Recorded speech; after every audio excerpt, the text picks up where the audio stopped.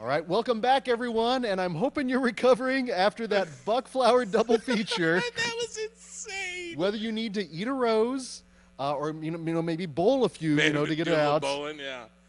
So before we initially start talking our thoughts on Tammy and the T-Rex and Sorority Babes and the Slime Bowl-O-Rama, I want to post something out here to everyone out there, and you especially, Genius, because if you go back to all the episodes where we've ever talked about George Buck Flower, you'll notice something very distinctive, and that I will say George Buck Flower. Now, if you were to call him by name, what would you say? Buck Flowers. Okay. Like, it's Buck Flowers. So, like, yeah. Like, every time, without fail, every time he comes up in a movie, even if it's like a minor part, I'm like, whoa, it's Buck Flowers. It's just how it is. And Loudly, too. It's like not even intentional. it's the power of Buck Flower. Don't get me wrong. It's a Flower true potent power, smile hour.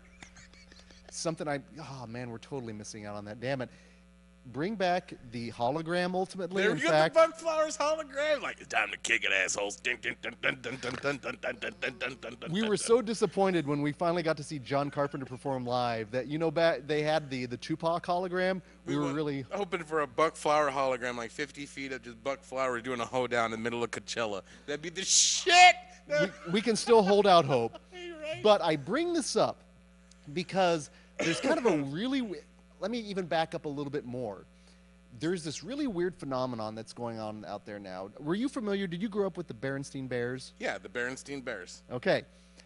Note how we said, I always knew it, always heard it as the Berenstain Bears. It is the Berenstain Bears. Okay. Now, what's very interesting, and I don't want to necessarily open up a chest here that's going to, melt faces or anything along those lines, but apparently it's the Berenstain Bears. Bullshit. How's it Berenstain? It's the Berenstain Bears. It is indeed the Berenstain. Who's ever heard of Frankenstein? You know what I'm saying? Now, that sounds like something you need to type in to take care of. But like but it's not Frankenstein. It's Frankenstein. It's Right. Berenstain Bears or Berenstain Bears. But I'm in the same camp. I was convinced when I heard about this. It's like, no, it's Berenstain. That's how I remember. I remember even seeing it. Going to the dentist office. They would have all those books there, right? Right. You'd have highlights. Right, highlights, Boys Life, and the Berenstain Bears. The Berenstain Bears like go to a fucking cookout or something. So as it turns out, it's Berenstain. That's crazy. It's beyond crazy. Now, what happened is that there's then a theory out there that this is proof of alternate universes. The Mandela effect, isn't Yes, it? yes, and the fact that we've somehow maybe combined universes because so many of us It's like a butterfly effect type thing going on, alternate universe, like a Thanos snap or some shit. very much like in that vein. And I mention that because I'd like to think that Buck Flowers, is the genre horror version of the Berenstain. Because I am the one, I say George Buck Flower. Buck Flowers. It's Buck Flowers. It's always been. I've never known anything but Buck Flowers. It's always It's always about the buck. what the buck from the beginning.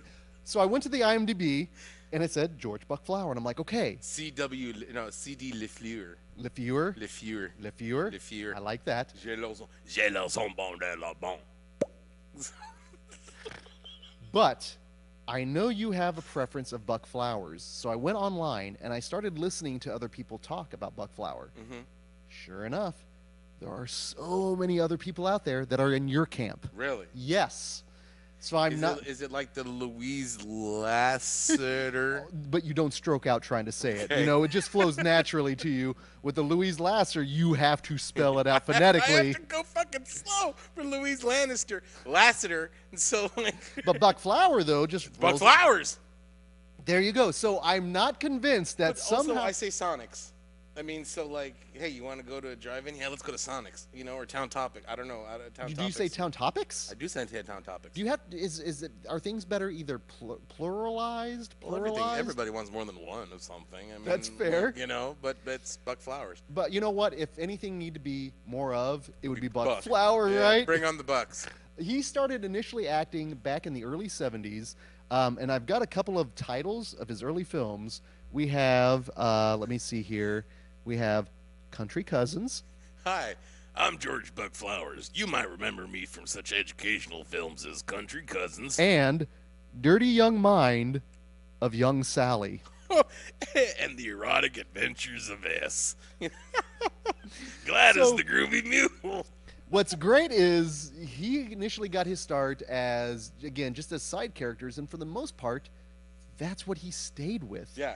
It's really hard to figure out like a starring role or vehicle where George Flower, is like the mainstay. Well, and think about it. I think we're the only podcast out there who are devoting 2 whole fucking movies and recording episodes for everybody to see, or for professional hobo Buck Flowers. So, And quite honestly, I mean, it's the reason, if you go back to our pre-show, I littered it throughout with just his little bits and pieces appearances, because that was his bread and butter. Yeah, he's that guy. He is that.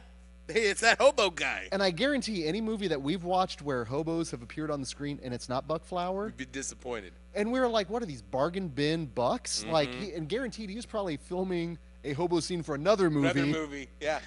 The only other person that even come remotely close to the same pantheon of hobo-ness that Buck Flowers has is the guy that was in The Blob, who had his hand ripped off, who was the same guy as the boxcar hobo in Pee-wee's Big Adventure, when he was like, flies in the buttermilk shoe, flash shoe, and he's like all up in the Pee-wee's face, ah! And he jumps off the train. That's the only other professional hobo that's worth their salt. You know, the thing that we missed out on was a buddy hobo film with Buck Flower Hobo and that buddies. guy. Oh my God, Boxcar Buddies. Boxcar Buddies, there we go. Damn it. They find like a gangster's stash of like $1 million or something, and like on the route to Miami, and like, we gotta find it. They live high on the hog for a little bit until like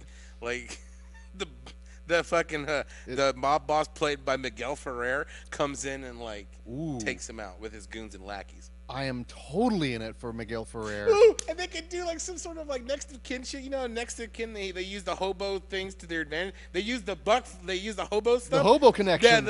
Yeah, someday we'll find it. The hobo connections, the tramps, the Perverts. and me. Right? It's so like no, but they have to like set up a whole thing of traps using like bindles and like a whole industrial can of baked beans comes Home Alone style, you know, like throwing flaming barrels down the stairs like fucking Donkey Kong. None of you out there right now, we're copywriting this right now. Hobo buddies, that's what it is. But we say this lovingly, though, is the Yeah, thing. yeah, I mean- because I even remember growing up identifying not with Buck Flower himself, but just the voice. The voice, you can't help but hear that. No matter what the movie is, as in like Tammy and the T-Rex and the cop, breaker, come on in. And then like as the janitor, when he was doing it, like that's Save it, because we're going to talk specifically about that point. I didn't realize this. Genius pointed out something that I had to go back and go, damn, it just shows you the power of Buck the power Flower. of Buck. Truly, truly.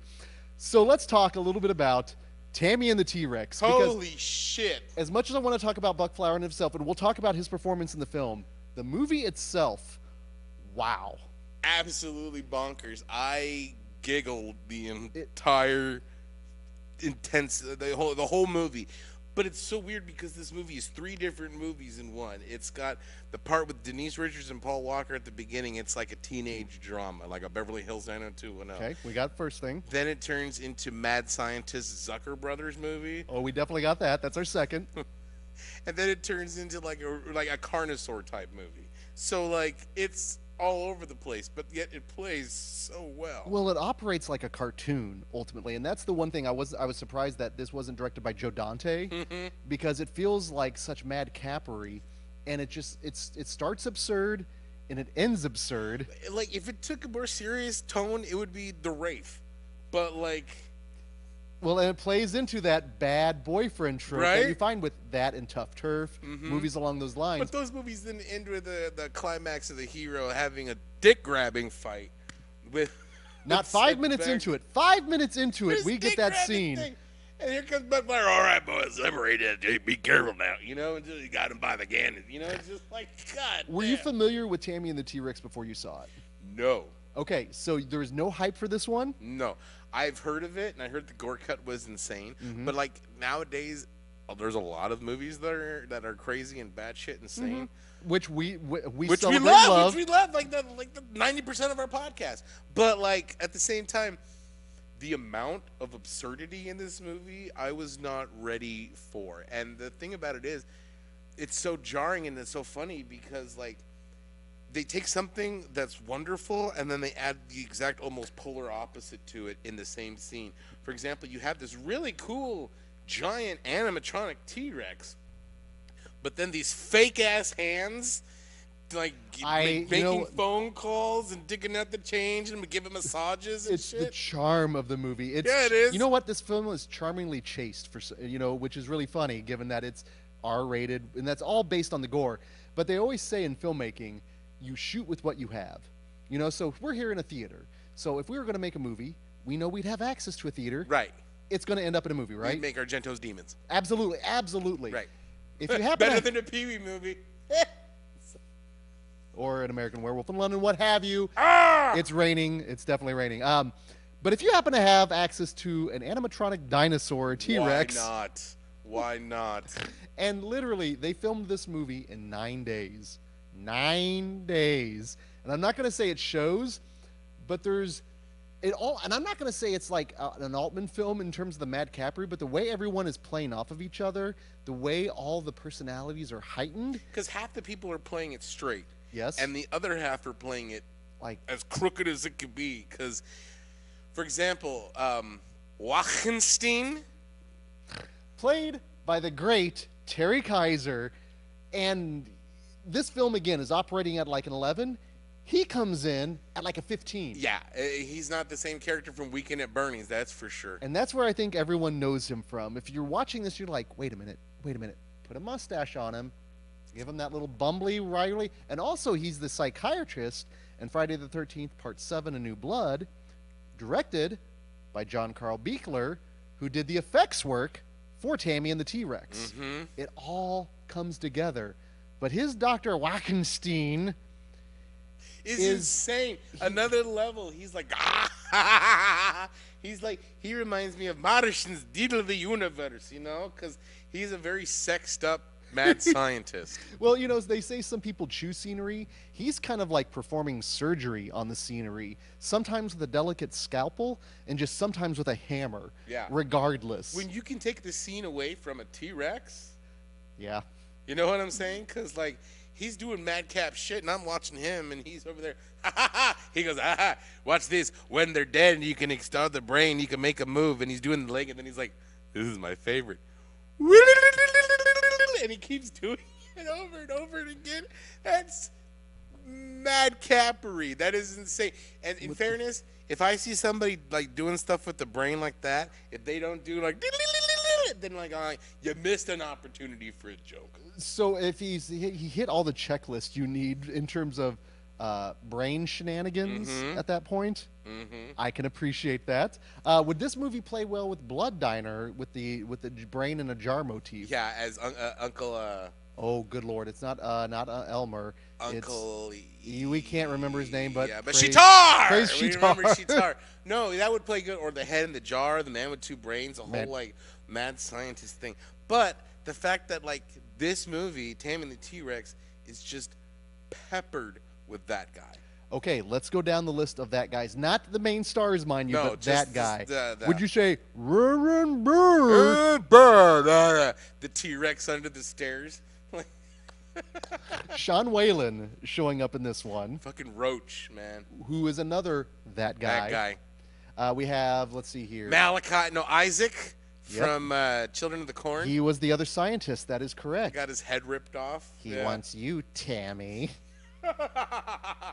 The T-Rex that walks behind the corn, and then the pizza boy was Pedro. He's like, dinosaurs, mad scientists, lucky, and he just gets. And if that's not enough, the late great Paul Walker, who technically is the kind of the driving force of the film. He doesn't chew up scenery, but he chews up flowers. The fuck was that all about? Chekhov's flower scene, I believe. Flower. So good, so good. And I'd like to think that in Aquaman they were paying homage to that with what's her bucket eating the rose. I'd like to think that in a perfect world, but this was young, innocent, like fresh out of like He Disney. was Paul a Walker. baby. Oh my God. It was so weird because then he's driving down. And I'm like, you think he lives his life a quarter mile of a time, you know? And, like, And you're a fan of the franchise, I know. love the Fast and Furious franchise. Well, when they started going into caper territory, that's when I really started getting it. That's fair. But yeah, to see Paul Walker that young and Denise Richards, I had the biggest crush on Denise Richards back in the day, Wild Things era. Wild Things story. Saw that in the theater and went to a matinee with my roommate. And matinees were great back in the day because that's when like a lot of the older folks would come out. And I don't think the older folks were quite familiar with what Wild Things was. No. Because we had multiple walkouts during several of those scenes, inspired by one Denise Richards. But this was Denise Richards back in '94. So this is right around the time that she like appeared on Friends. This is when you could probably still. This is prime Richards. Yes, this is you might have to ask for her ID, Richards. Ultimately, this is like cover of Maxim Richards. Yeah, so one way or another, you're feeling guilty. But one thing I wasn't feeling guilty on, though, is that initial intro were all of the Kelly Bundy friends that were extras. Right? Dancing to a song about dinosaurs. Like, I'm on a time for a dinosaur. And they're doing all these, like, hip-hop moves and stuff because it was the 90s. Mid-90s, baby. Yep. But yet it's like, I'm a dinosaur man. You know, but Denise Richards, first of all, she played it so straight in this goofy-ass movie. She was in a whole other movie in She was in her teen comedy. Her teen drama. Her teen, The presence of the dinosaur, the presence of a brain in a jar, or the presence of Terry Kaiser does not move her at all. It's funny to see her now because, like, I still watch a thing with Denise Richards where she's the main character. Are we talking about the Real Housewives of Beverly Hills? No, we're talking about The Bold and the Beautiful. One of my soap opera stories. So she plays a woman by the name of Shauna Fulton, who is in love with Ridge Forrester, but Ridge Forrester is married to Brooke Logan. But little does she know that her daughter used to have a baby, but sold her baby to Wayne Brady to make it look like Brooke's baby was actually gone. Yeah, it's weird, convoluted plot because it's a soap opera. But it's Denise Richards. My eye is feeling like it's starting to go cross with no all that dinosaurs, stuff though. there. No, apparently not. Denise Richards famous for obviously Wild Things, Starship Troopers, that one 007 film that no one really watches. And her riding off in the sunset on a computer-generated dinosaur. That was ridiculous. That was wonderful. And that was another thing. You have these fantastic practical effects with this big-ass dinosaur, and even with the goofy puppets. But then when he's walking and running, it's like the 90s CGI, and you're just like, it's charming. I felt like maybe it was like a screensaver that was going on. Like, oh, shit, I need to hit the mouse there real quick. There's like Denise Richards and flying toasters. Little baby going across the screen. Not out of place ultimately, but like you said, ultimately charming. The effects work by also the late, great John Carl Buechler that were added. So this came out, I want to say like 2 years ago.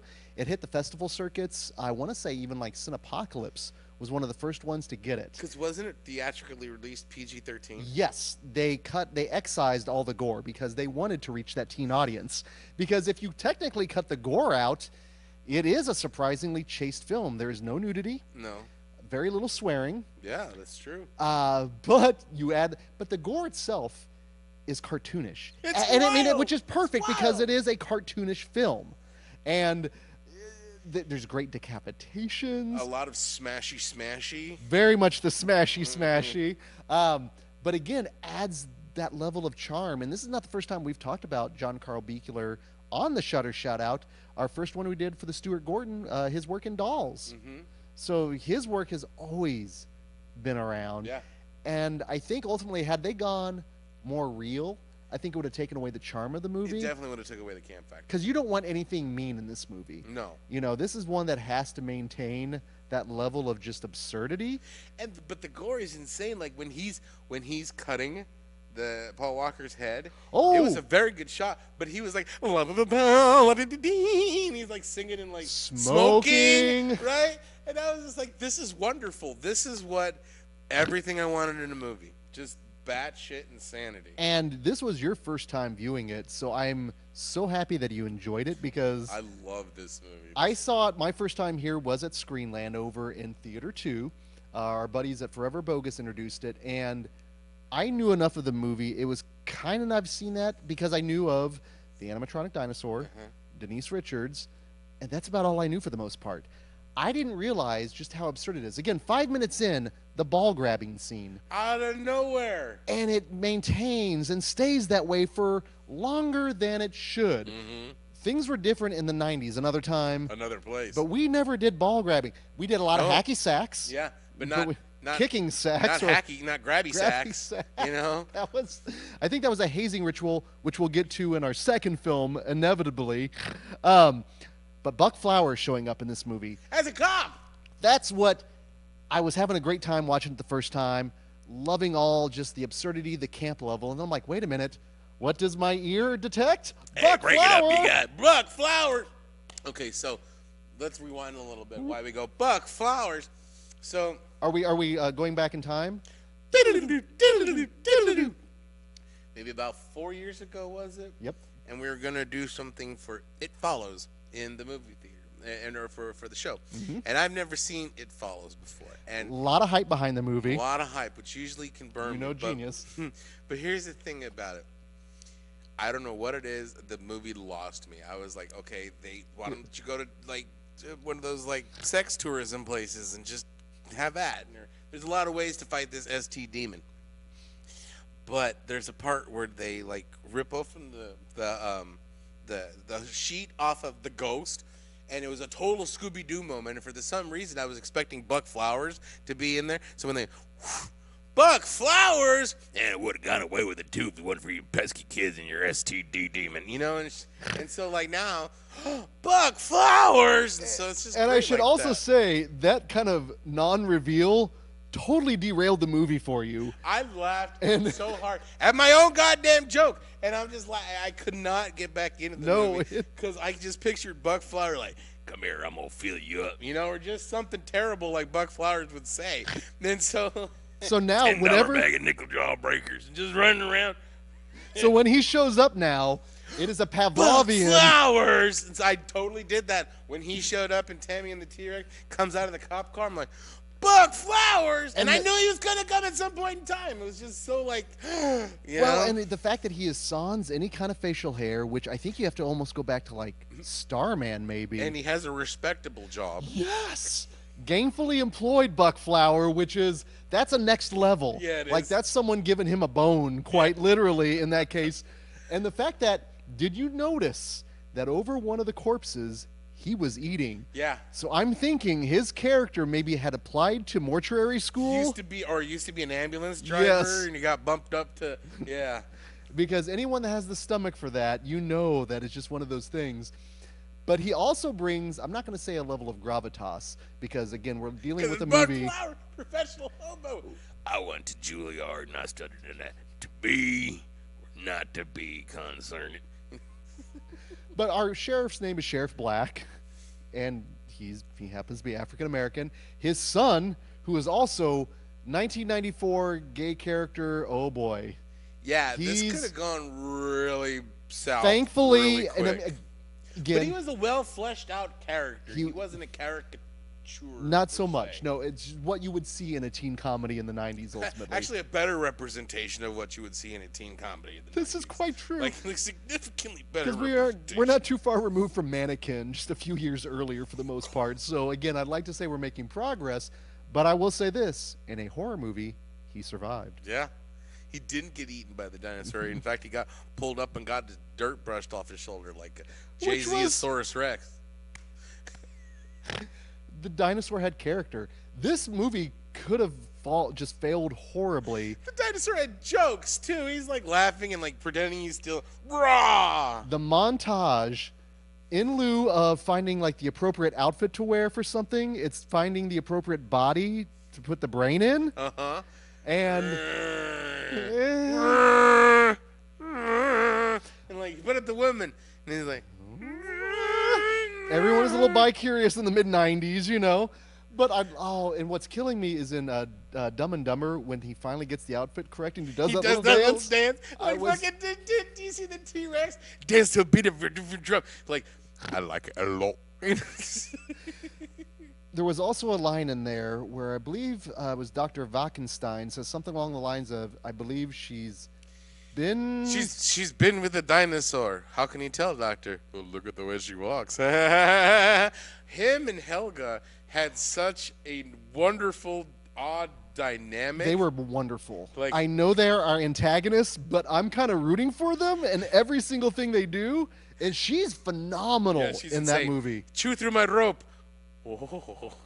And you know that's not the only Napoleon Dynamite connection with Pedro. She was the bored housewife that Uncle Rico was kind of messing around with. The one I believe Starla? not Star.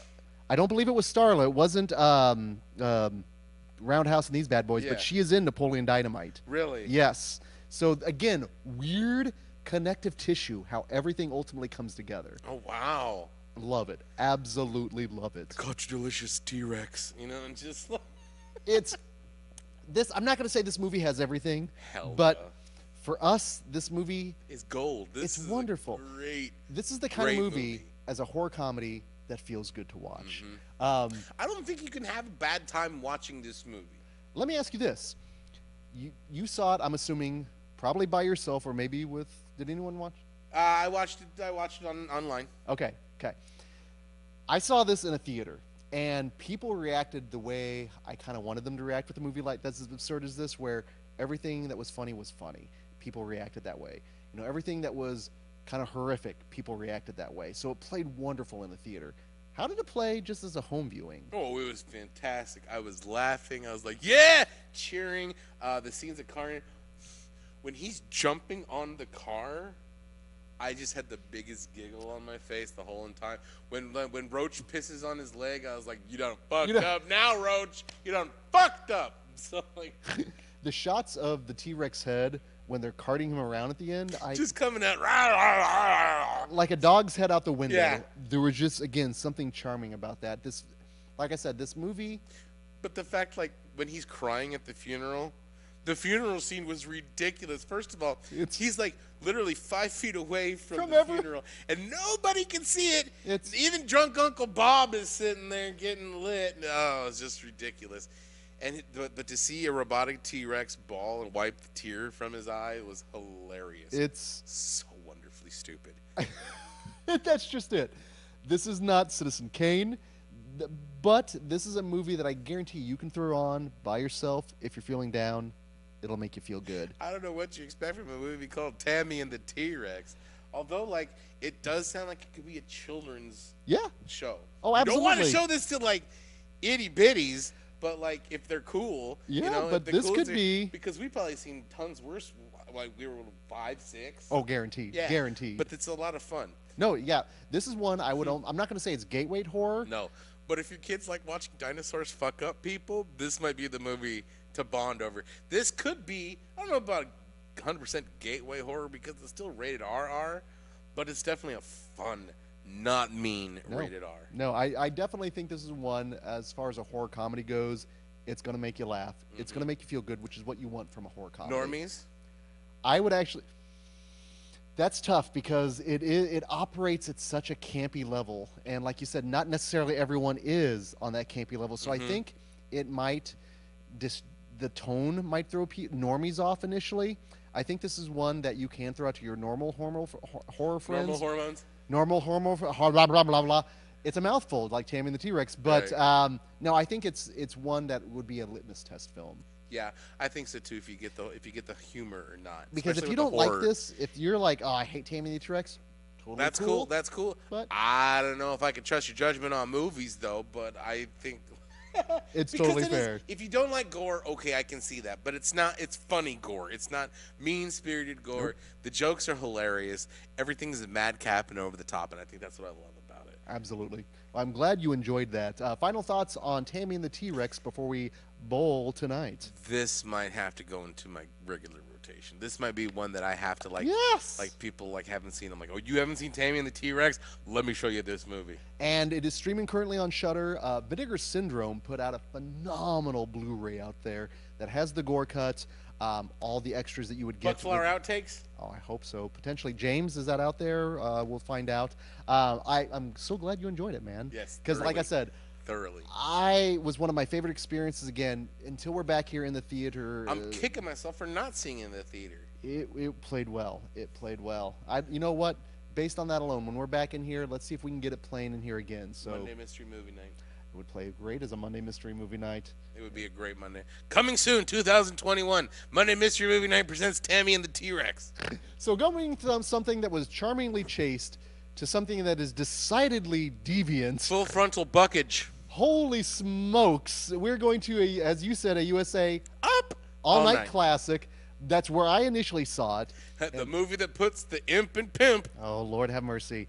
Sorority Babes. In the Sime Bowl-O-Rama. That is a mouthful. That's the mouthful. Tammy and the T-Rex kind of flows off. Sorority Babes in the Sime Bowl-O-Rama. You have to be ready to say Sorority Babes in the Sime Bowl-O-Rama. See? Demons be gone. Imp be gone, potentially. This is one I was initially familiar with through USA Up All Night. Oh, yeah. Which means I watched a 79-minute movie edited. Heavily edited. Which means it was probably only about 65 minutes total when they showed it, which ultimately means when they showed that, they'd have to throw in like extra interstitials, which ultimately meant probably Linnea was coming on to hang out with Rhonda. Yeah. Michelle Bauer was coming to hang out with, Rhonda. Back in the 80s, you only had so many pixels. Yeah, this is true. This is very true. Familiarity with this one? Yes, absolutely. Like, okay, so this was my first introduction to Buck Flower.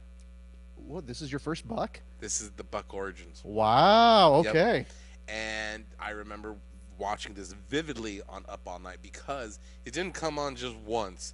At least once a month. Truly. They played this movie. This one was what Beastmaster was for HBO and TBS. Slime Bowl was for USA Up All Night. They played this all the time. But it was so good because I'm telling you, the one line, first of all, the puppet was rad. The puppet was extremely cool. Definitely plays well. The title, like with Tammy and the T-Rex, you kind of know what you're in for. You don't really know what you're in for with Sorority Babes and Sime Bowl-O-Rama, but you got a good guess. Are there Sorority Babes? Yes. Is there They're slime balls. Okay. Yes. And there's Bowl-O-Rama. a bowl. There we go. There you go. Okay. All in the Got title. All the check marks. But what got me, and it's a line that I remembered. Certain things about Buck Flowers and certain lines get just burned into my brain. That's fair. And this was probably one of them. One of my first Buck Flower-isms. When he's sitting there and he goes, "Yeah, that's gonna be the size of a donkey that come daylight. It's good. I'm gonna have to learn how to scratch my balls on the other side. Well, good thing I love my work." I died laughing. But yeah. Did you know that if you go back and you listen to it, turn down the sound, turn it up, when he says that line, you can hear the entire cast and crew bursting and laughing. Kind of like in Nerds, when he's like, "Ah!" And then you hear, but when he say that, you just hear 5 or 6 people in the background not contain their laughter. And I can't even imagine, how many other, Buck Flower-isms were on the chopping room floor. I imagine a lot of that was probably heavily improvised. I think I said Tammy and the T-Rex was shot in 9 days. This film was shot in 9 days, ultimately, because that makes much more sense. Not only does this film feature one Buck Flower, and we'll definitely talk a little bit more about his meaty role, but this film also famously features Linnea Quigley, who I believe you have had the honor and pleasure of being as Spider. Oh, really? As Spider. Playing the same character, then. I was in a movie, Todd Sheets' masterpiece called Clown NATO. And in my scene, I played Kurt Pliskin. Any relation to Snake? Sort of. I was like the big brother. Lizard Pliskin. But Salamander.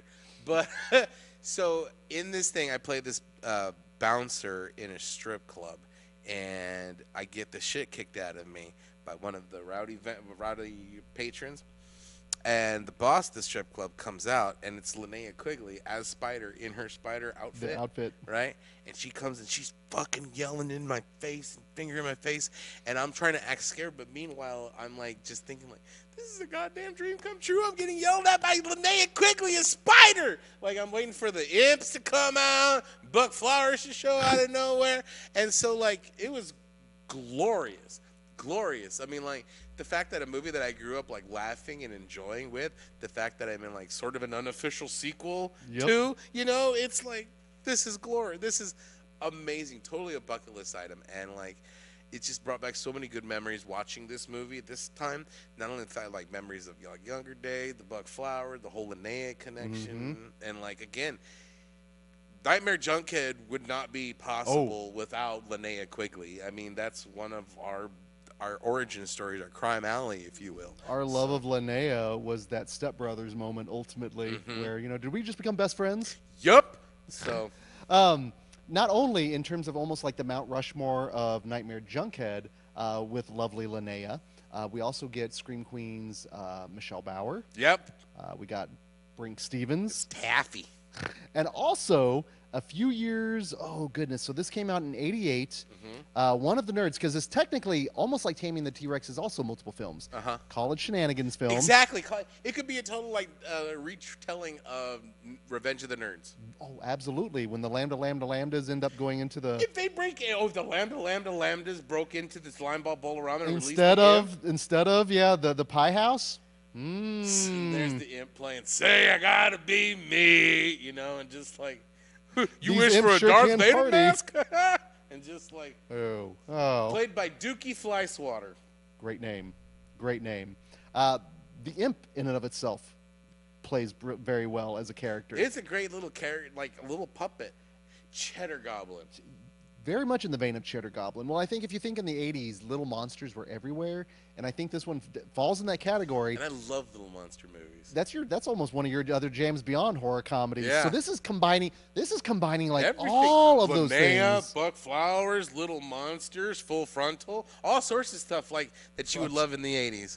Would you say, man, now based on that, if you were to distill everything that you love as Genius McGee into a movie, could we throw that in there as like probably like no, it would probably be one of the nerd knowledges, like this plus Slime Ball plus this equals Genius McGee. I like that. That actually works really well. UHF plus Sorority Babes and Slime Bowl-O-Rama plus Midsommar. No.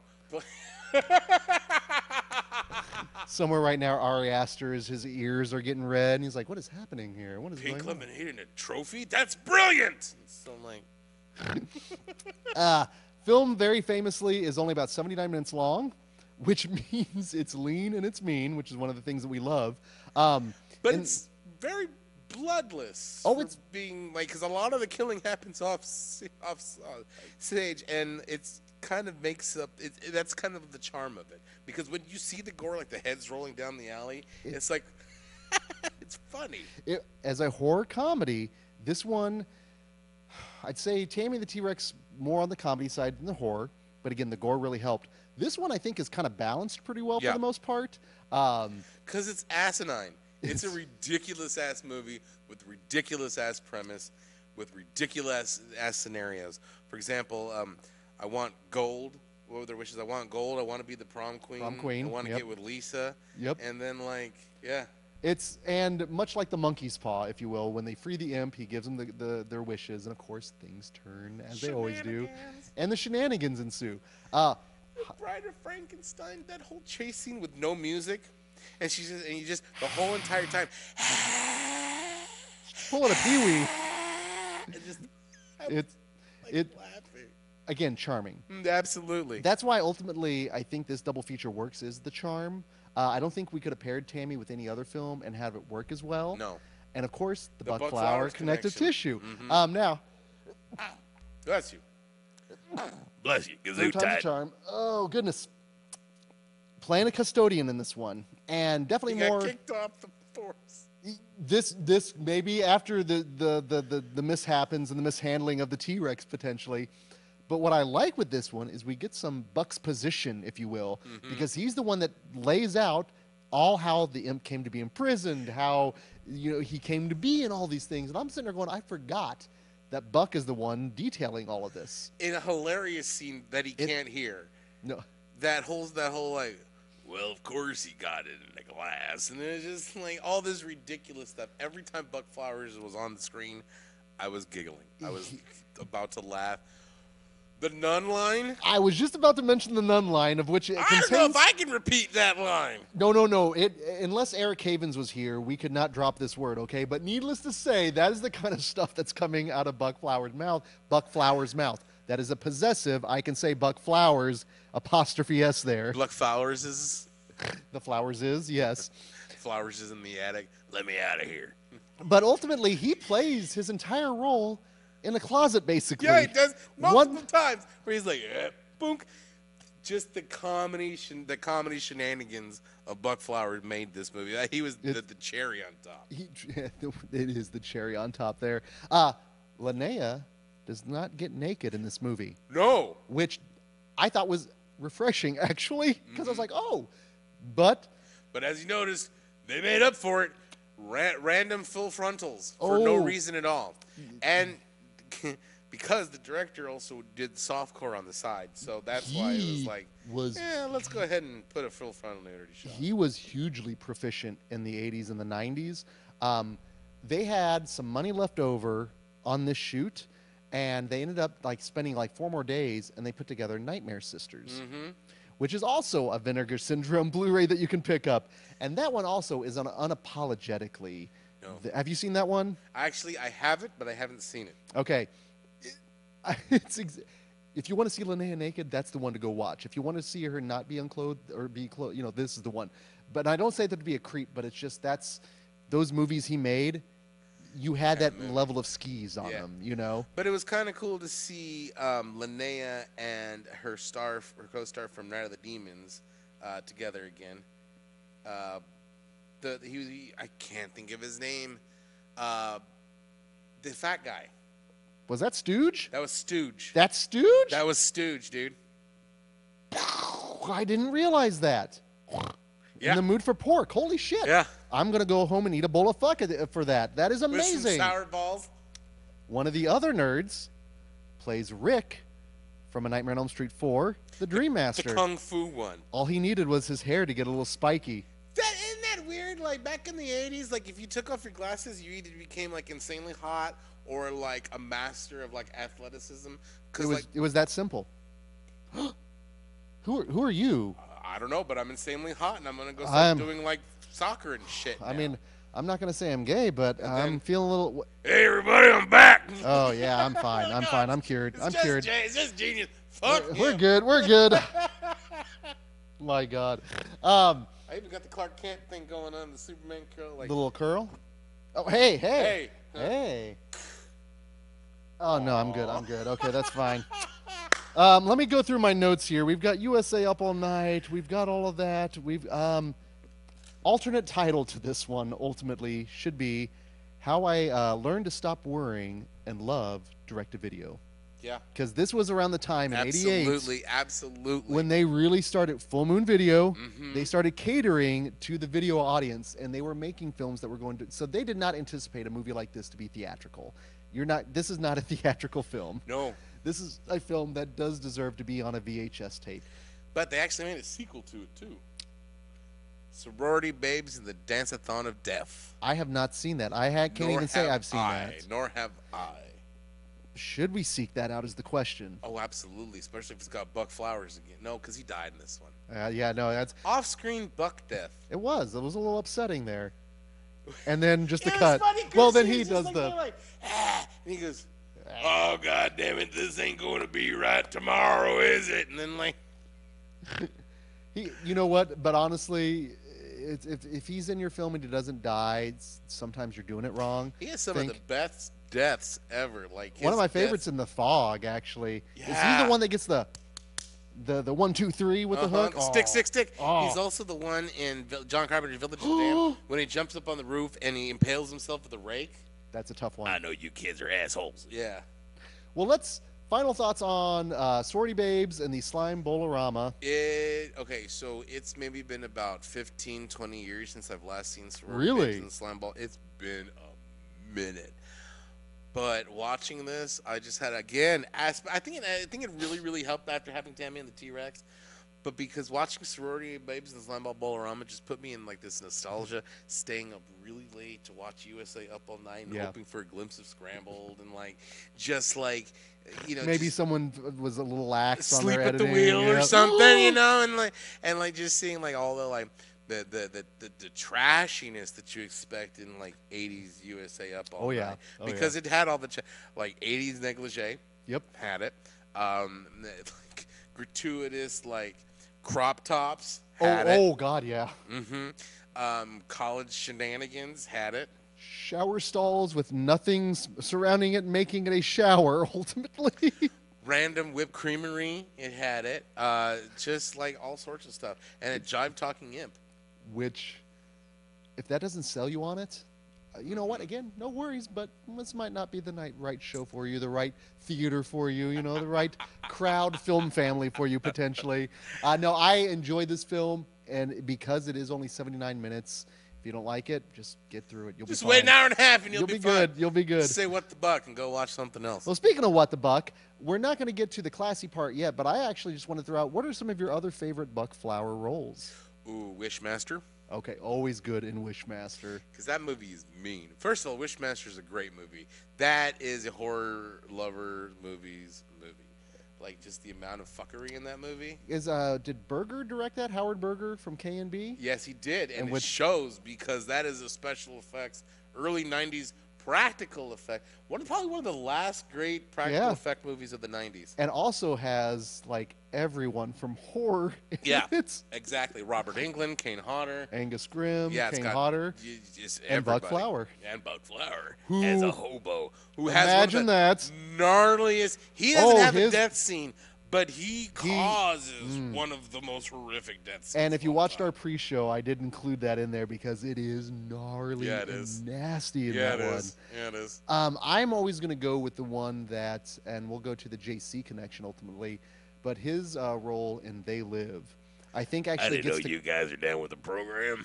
He gets to kind of showcase he starts out kind of bummish, but then he is elevated, black tie, tux, looking good, cleans up really well. I'm not going to say, you know what? He was handsome in that one at the very end there. Cleaned up with the goatee, little haircut, little gel. Got Rick's product in his hair, it makes a difference ultimately. I also know he had a bit part in Isla, She-Devil of the SS. Oh, no. Oh, yes. So he has an amazing, and I think the one that everyone knows Buck Flower from, your normies to your horror fans, is he worked, and he was the main hobo in 1985's Back to the Future. He was that hobo. Two. Yes, showing back up. So that's where you know him from. The face, the name, the voice. Oh, my God, the voice. Nobody could play a grizzled bum like Buck Flowers. No, he was, again, growing up as a kid, when I heard that voice, I just knew it was that guy. He was probably between him and Dick Miller, were probably my first introductions of those kind of character actors. Yeah. And from an early age, I've just gravitated towards them, loved them, appreciated them, and I'm glad we were able to celebrate two of his finer works. We love character actors. Buck Flowers, Ollie Young, just like all sorts of like that guys. Yep. Yeah, I think Buck Flowers is the hobo king. He is the hobo king. He would give Lawrence Fishburne... You know what? If he was, I am the Bowery, Mr. Wick. I would like to think if he was still alive, he would have had that role. Somebody, please get this man a gun. Just. Man, I really don't want to end with FMK now because that's beyond perfect. But we end with a bit that wasn't funny 20 years ago back in the day when people were doing it. We know it's not funny now. But it's tradition.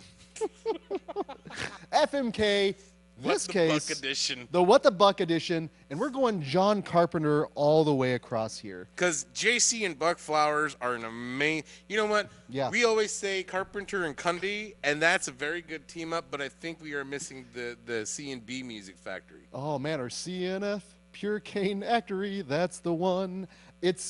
He was in. Let's see here. We've got The Fog. Escape from New York, Starman, Village of the Damned. Yep, They Live. So there's at least 5 right there on the board. All of them bits and pieces. Let's see. In The Fog, he was a seaman. Sorry. In Escape from New York, he was a bum. Let's see, Village of the He was a Damned, janitor. custodian again. He was a cook and starman. Yes, he was.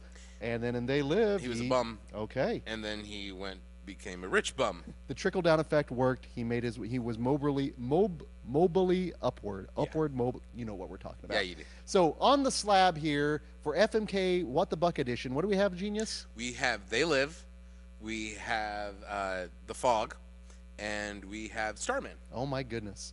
Do you want to start or shall I? Go for it, good sir. Okay, this is a tough one actually, because I'm thinking of the character, I'm thinking of the characters, I'm thinking of the film in and of itself, but I want Buck Flower to be the centerpiece of everything, right? He's the meat of the sandwich. He is the meat of the sandwich. So ultimately, I'm not going to be put on. Let's see here. We've got it was Starman, The Fog. The Fog. Okay, so okay, good. I didn't want to be put on a special list, so we've got Children of the Damned out of there. Okay, was it Fog? Okay, yeah, The Fog, Starman, and They Live. Okay, that is good. I'm going to go ahead. I'm going to marry Starman. Okay. Ultimately, he's employed, As a short order cook. which means he's probably good on the grill. So I'm going to be well fed. It's Buck Flower. He's going to be able to sing me lullabies, maybe croon a little to me. That's perfect. That's all I need in a marriage. So I'm going to marry Starman. Let's see here. I'm going to kill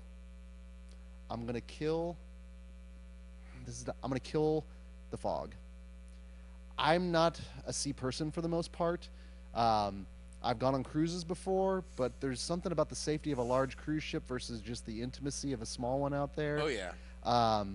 I don't know if I want Blake and all his boys, running up on us. The Fog, what have you. So killing the Fog, I'm going to get downright freaky with They Live. And ultimately because I'm also enjoying the ride of freakiness. I am getting freaky down in with, oh my God, with all the hobos and everything at the camp. Yeah, the hobo camp. And then ultimately, I'm going to have everyone watching me with glasses and, enjoying what Buck and I are doing as we move up. They're going to, it looks Ooh, normal, ew, but then they put ew. on the glasses oh, God. Put them back off. But There's yeah. fights. But for me, yeah, oh, yeah. Are you kidding? Then the 10-minute. Yeah, I think that one, I gotta F They Live. So, yeah. Okay. I'm going to kill the Fog because, one, he's a captain, and I don't know if I can hang out with a boat because of the implications. And also because, I don't do the sea very well. You are not a sea person. No, I'm not. I'm a land lover. So I'm going to kill the Fog right off just by principle alone. I am going to fuck Starman because that seems like just kind of like a one and done thing, just like I'm traveling down the road, getting some strange plus aliens, and he can do stuff. Does his little thing with the ball. Yeah, and anything. So that's gonna be a good diddle. Yeah, that's gonna be a good diddle because of all the outer space shenanigans, and plus after that, he can cook me up some hash browns and shit. Oh, right? dude, a garbage plate or a kitchen sink plate? Right. But I'm gonna marry They Live because I'm down with the program. Because I'm a star fucker and I want to be taken care of. This is so true. And he's taken care of at the end. He's rich from hobo to tuxedos and Yeah. $1,000 watches. Plus he's gonna go on it's just like an airport and you just go to another planet. Dude, I'm gonna marry him and have some sort of I'm gonna be well taken care of on another planet where all they want to do is consume and reproduce, multiply, and yeah, that sounds dope. I will sleep 8 hours, fuck 8 hours, and and play 8 hours. You know what I'm saying? I'm down with the program. You know what I'm saying? I'm not going to say this might be your most idealized marriage since we've been doing this, and I don't know if it's the Buck Flower connection, but it's ticking all of your boxes on this one, man. I told you I'm a star fucker, dude. And I want to be taken care of. I'm gonna be a fucking trophy husband is what's gonna happen. You know what? And Buck's gonna take good care of you on that end. So. Hi there, darling. Slap my ass and stuff when I walk by. Woo, stop it, Buck. And just Jesus. Fresh, just. So let us know your thoughts on your FMK over in the chat there. What would you do with Buck and Wally? Oh, man. Oh, God. What the buck indeed. Thank you for taking the time to watch a couple of Buck Flower films on Shudder and taking the time to listen to us talk and obviously talk on the side. I'm so glad you dug Tammy. I'm glad it's in the regular rotation. I'm glad we're able to revisit Sorority Babes, Mm-hmm. and get that nostalgic feel again. Yeah. And to be able to kind of look back on your time spent with Linnea fondly, Yeah. and the fact that what a weird, wild world we live in where that is your reality, Genius. I just wish I got a chance to meet Buck Flowers and like eat a can of beans with him. Right. Just one that was over Sing a song around an open barrel with a flame going on, all of those little things, but ultimately move 16 tons and what do you get? And chill.